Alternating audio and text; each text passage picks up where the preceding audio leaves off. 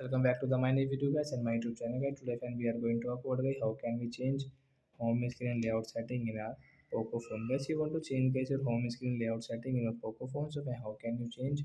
Today I will show you in this video guys how to change home screen layout setting guys. This home screen layout guys you want to change, you can change.